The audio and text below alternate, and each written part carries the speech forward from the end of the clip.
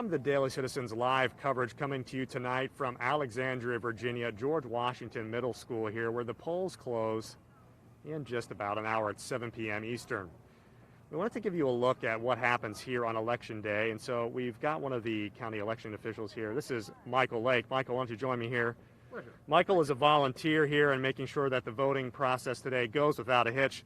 Michael, tell us a little bit about the turnout that you've had, what the early voting has been like, and what's the process that goes on inside when a voter steps inside those doors? Absolutely. So first, to look at the turnout, what's been fascinating about this is the fact that it's a flip of how things normally go. We're following some of our similar trends. The numbers are kind of much lower. So to compare this to what happened in 2016, we had about 200 to 300 people who did early voting absentee in 2016. Yet we had approximately 2,819 folks who actually showed up on the day of to vote. That got us about 65%.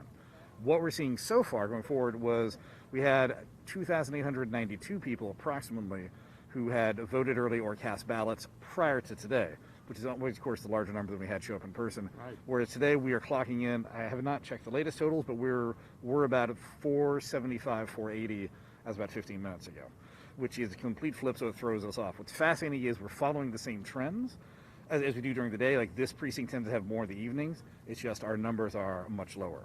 It's a bit of a mix because we are staffed up for a full court press. That's great. We have enough people that we can handle this and we can approach it, especially in the COVID environment where what we have to worry about is, of course, enforcing social distancing. Our primary mandate is to have a free and fair and safe and secure election. But at the same time, we're doing this in an environment where you need to keep everybody healthy and safe. So people are coming out to exercise the ultimate political authority, their democratic right to vote. And then at the same time, we need to keep them healthy and stay healthy. So having the extra people on board has actually worked out because it helps us distance people and to maybe whether it's pausing the line or saying, just please, wait a second before you get next to that person. That's been very useful. And you've taken some precautions inside that are in place to help prevent the spread of COVID and encourage social distancing. What's some of the process inside like? Well, the process inside, so we've, the risk of making it feel a little bit like kindergarten, we have actually several different arrows marked down on the floor. Tell people to go, tell people where to stand. We've set up plexiglass dividers that will be between the election officials that they have to interact with and the voter themselves. Also trying to limit the amount of handing documents back and forth. We actually just take a series of pads. You can push them back and forth as it goes. And cycling back to what I said about having the extra people involved, using them for a lot of extra election officers, using them basically for traffic control, telling people, okay, hold up the line here, please space a little bit, please step forward. And at the same time, another example of the city working together, there's what's called the Medical Reserve Corps, which is a separate group chartered through the health department. We have one of their people over here as a biosafety ambassador who goes by to remind us periodically, by the way, if you're swapping out for somebody else, make sure to clean your station before you do that. Make sure that everybody is, staying 6 feet apart and reminding that. So it's a question of being vigilant, not only that we say to the citizens to keep them safe, but also to remind our election officers themselves that they need to be vigilant as well, because it's too easy to just sort of take something for granted, especially when you're here for 13 to 18 hours. Absolutely. So. And here for 13 to 18 hours unpaid, a volunteer. So what made you decide that you wanted to volunteer, and how long have you been volunteering in this particular role? So, this particular role only since about 2015, I think. I've been been election officer on and off since 2006. Why is a little bit of an odd thing. I'm a foreign service brat. My parents were in the foreign service. I grew up in West Africa, Eastern Europe, Central Asia, places where people did not always have the right to vote. Places sometimes where people would literally try to march for that ability, or in the elections, if they had the right to vote, were not always that free and fair. To be blunt, this is one of the simplest things I can do to help ensure the democracy goes forward. This is, in a lot of ways, just sort of a QA/QC in a lot of things coming through, but it is the most basic unit that we use to ensure that we can keep having our democratic process continue to go forward and to be represented. To ensure a free and fair election, I grew up seeing situations where that did not exist. And, many great things about our country, we traditionally have taken that aspect for granted. So that's why, again, like a good, 15 or so years ago, 2006, most 15, that's why I felt motivated to do that, to make sure that we just keep this country what it is. So, which is, we have a system that works.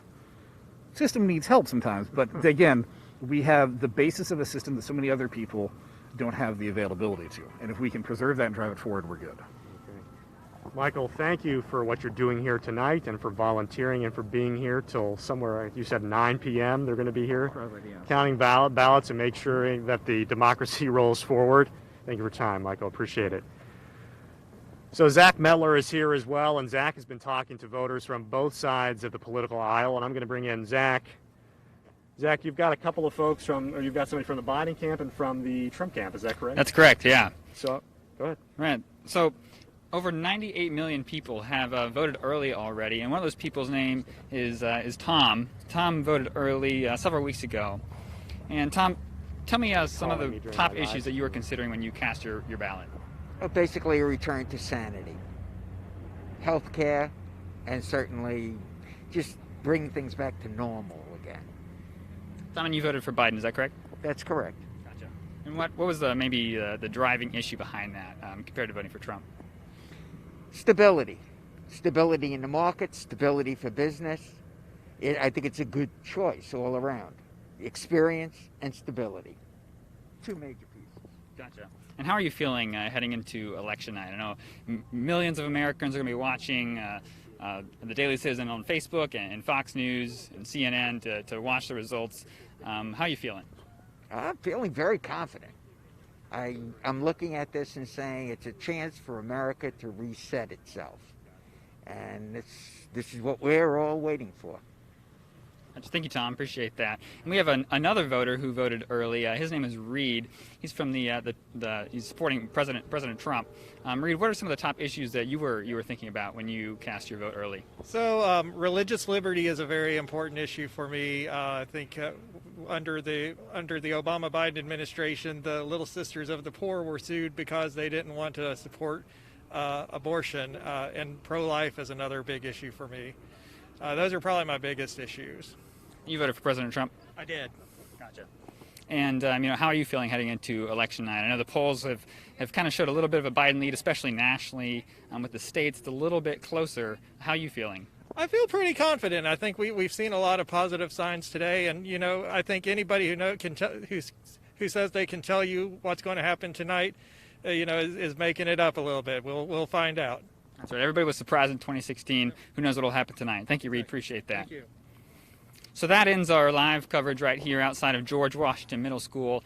Be sure to tune into the Daily Citizen Facebook page starting at 7 p.m. tonight Eastern, as well as the Daily Citizen's YouTube page. We'll be talking from the White House on the election and election results, as well as potential riots from Washington, D.C. So that's it, and see you later.